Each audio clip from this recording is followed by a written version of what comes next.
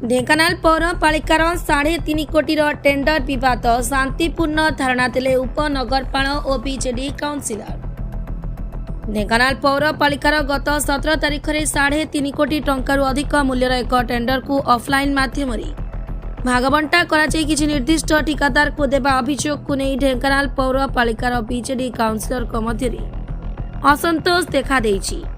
आंदोलनकारी अभियोग अनुसार राज्य सरकार और लोकंक टंकारे हेबाकु थिबा उन्नयन काम को केतेक ठिकादार मध्य भागबंटा करा जाउछि। अभियोग हेउछि जे योग्यता और अनुभव नथिबा ठिकादार को काम दिया जाउछि एवं एहार माध्यम अनियमितता घटुछि। आंदोलनकारी माने कहिसंती जे गत 3 दिन धरी सेमाने निर्वाही अधिकारी को अनुरोध और सम्मान सह दाबी जणाइथिले, किंतु ए पर्यंत कोनोसी सठिक पदक्षेप निया जाई नाही बोली सेमानंक अभियोग। सेमाने एहाकु दुखद और विदारक घटना बोली कही दाबी करिसंती जे टेंडर प्रक्रिया को तुरंत बातिल करा जाऊ, पुनः ऑनलाइन टेंडर करी योग्य अनुभवी ठिकादार मध्य स्वच्छ प्रक्रिया रे काम करा जाऊ और शहर उन्नति को लोकमानंक पाखकु पहुंचा जाऊ बोली दाबी करिसंती। एही दाबी को नहीं आज सकाळु सेमाने शांतिपूर्ण धारणा रे बसिसंती। निर्वाही अधिकारी, नगरपाल और विधायक एवं जिला प्रशासन को तुरंत हस्तक्षेप करबा पई सेमाने दाबी करिसंती। Bureau report, Dhenkanal news, Odisha. गत 17 तारिख में 120टी 3.5 कोटी टंकार ऊर्ध टेंडर जो डका होती भाग भाग करी पेपर टेंडर से आम 3 दिन तले निर्वाही अधिकारी सम्मानीय निर्वाही अधिकारी को लिखित आकार देइथिलु जे ढेंकानाल सहर और जो उन्नति जो कार्य करिवार जो राज्य सरकार आम पैसा लोकों पैसा जो आसी 3.5 कोटी टंका ताकू ई टेंडर करा जाऊ। 4-5 जन पौरपालिका ठिकादार को लेकिन 120टी काम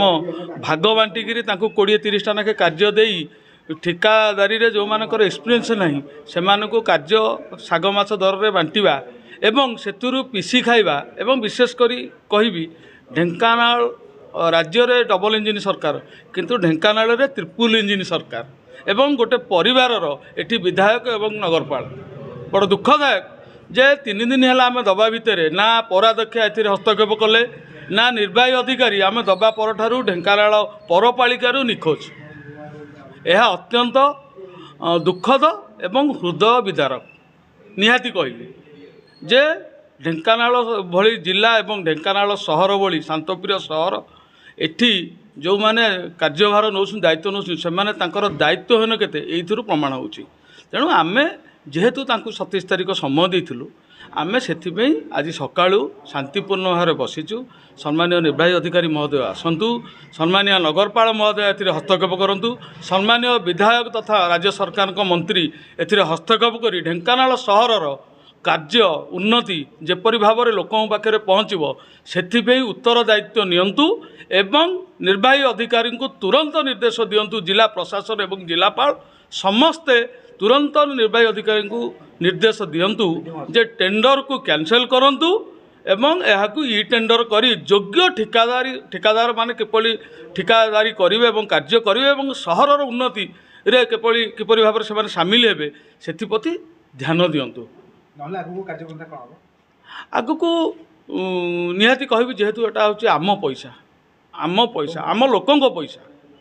तेणु लोकों पैसा एमिति सागरे माछरे तमे या ता हाथ को टेकीदेव सेटा केभे भी आम सह्य करें से आईन अच्छी आईन रे आम कोर्ट को जापर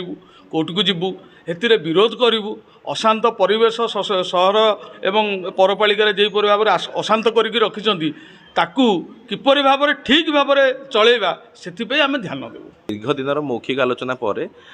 पौर निर्वाही अधिकारी कौन रेस्पॉन्ड कले ना कि कौन निष्कर्ष बाहरी पारा ना आम मौखिक आलोचना द्वारा। तेणु आम 2 दिन तले आप जानते आम गोटे मेमोरांडम देलु पौर अधिकारी महोदय को तार नकल जिलापाल और विभाग मुख्य को आम पठेलु सचिव को, किंतु କୌଣସି ନିଷ୍କର୍ଷ ନ ବାହାରିବା ସତ୍ତ୍ୱେ ଆମେ 27 ତାରିଖ ସେମାନଙ୍କୁ ଶେଷ ତାରିଖ ଦେଇଥିଲୁ ଯଦି 27 ତାରିଖ ଭିତରେ କିଛି ନ ବାହାରିବ ତେଣୁ ଆମେ ନିଶ୍ଚିତ ଭାବରେ ଅଫିସରେ ଆସିକି ଧାରଣା ଦେବୁ ଆଉ ଆଜି ଆପଣ ଦେଖିଥିବେ 27 ତାରିଖରେ ଆମେ ଆସିକି ଧାରଣା ଶାନ୍ତିପୂର୍ଣ୍ଣ ଭାବରେ ଦେଇଛୁ ପାରିଷଦମାନେ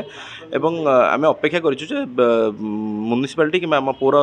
ଅଧିକାରୀ ବର୍ତ୍ତମାନ ସୁଦ୍ଧା କୌଣସି ଆସିନାହାନ୍ତି କିମ୍ବା 3 ଦିନ ହେଲାଣି ସେ ନିଖୋଜ ଅଛନ୍ତି ଦେଖାଯାଉନାହାନ୍ତି ଆମେ ଚାହୁଁଛୁ ଯେ ସେ ଯେଉଁ ଟେଣ୍ଡର ଅଛି ସେ ଟେଣ୍ଡରକୁ ତୁରନ୍ତ କ୍ୟାନସେଲ୍ କରନ୍ତୁ ଏବଂ ଇ ଟେଣ୍ଡର କରନ୍ତୁ ଇ ଟେଣ୍ଡର କରିବା ଦ୍ୱାରା ସ୍ୱଚ୍ଛତା ପ୍ରକାଶ ପାଇବ ଏବଂ ନୂଆ ନୂଆ ଠିକାଦାର ଏଥିରେ ଯୋଡ଼ି ହୋଇପାରିବେ ଏବଂ ଯେଉଁ 5-6ଟି ଠିକାଦାରଙ୍କୁ ଡାଲି ଚାଉଳ ଭଳି ବାଣ୍ଟି ଦେବାକୁ ବସିଛନ୍ତି ତାହା ବନ୍ଦ ହେବ ଏବଂ ଯେଉଁମାନେ ଯୋଗ୍ୟ ଯେଉଁ ଠିକାଦାରମାନେ ଯୋଗ୍ୟ ସେଇମାନେ କାର୍ଯ୍ୟ କରିବାକୁ ସୁଯୋଗ ପାଇବେ ଏବଂ କାର୍ଯ୍ୟର କ୍ୱାଲିଟି ମଧ୍ୟ ଉତ୍ତମ ରହିବ ତାଦ୍ୱାରା ଲୋକମାନଙ୍କର ଯେଉଁ ଟ୍ୟାକ୍ସ ପେୟର ମାନଙ୍କର ମନି ମାନେ ଲୋକମାନଙ୍କର ଝାଳ ବୁହା ଧନରୁ ଆପଣ ଯେଉଁ 3.5 କୋଟି ଟଙ୍କା ଖର୍ଚ୍ଚ କରିବାକୁ ବସିଛନ୍ତି ସେଇଟା ପୌର ଅଧିକାରୀଙ୍କର ପୈତୃକ ନୁହେଁ କିମ୍ବା ପୌରାଧ୍ୟକ୍ଷଙ୍କର କିମ୍ବା କୌଣସି ବ୍ୟକ୍ତିଗତର ଲୋକଙ୍କର ସେଇଟା ପୈତୃକ ସମ୍ପତ୍ତି ନୁହେଁ ସେଇଟା ଆମର ପଇସା ତେଣୁ ଆମର ପଇସାକୁ ସଠିକ୍ ସଦୁପଯୋଗ କରିବା ପାଇଁ ଆମେ ଅନୁରୋଧ କରୁଛୁ ଆମେ କିଛି ଗୋଟେ ବହୁତ ବଡ଼ ଜିନିଷ ଆମେ ଦାବି କରୁନାହୁଁ ତେଣୁ ଯେଉଁଟା ନିୟମ ଯେ 3.5 କୋଟି ଟଙ୍କା ଟେଣ୍ଡର ଇ ଟେଣ୍ଡର ହେବା ଉଚିତ ସେଇ ସେମ୍ ଟେଣ୍ଡରକୁ ବି ଆପଣ ଇ ଟେଣ୍ଡର କରିଦେଲେ ସେଥିରେ ନିହାତି ଭାବରେ କିଛି ନା କିଛି ସ୍ୱଚ୍ଛତା ଦେଖାଦେବ ତେଣୁ ଆମେ ଜାଣିଛୁ ଆପଣମାନେ ସ୍ୱଚ୍ଛତାକୁ କେବେ ବି ଭଲ ପାଆନ୍ତି ନାହିଁ ପୌରପାଳିକା ଅଧିକାରୀମାନେ କିନ୍ତୁ ଆମେ ଚାହୁଁଛୁ ଯେ ଆପଣ ଏଇଟାକୁ ଇ ଟେଣ୍ଡର କରିବାକୁ ବାଧ୍ୟ ଯଦି ଆଜିର ଧାରଣା ପରେ ବି କୌଣସି କାର୍ଯ୍ୟାନୁଷ୍ଠାନ ନ ନିଆଯାଏ ତେଣୁ ଆମେ ନିଶ୍ଚିନ୍ତ କୋର୍ଟ ଅଫ୍ ଲକୁ ଯିବୁ ବୋଲି ବିଚାର ବିମର୍ଶ କରୁଛୁ।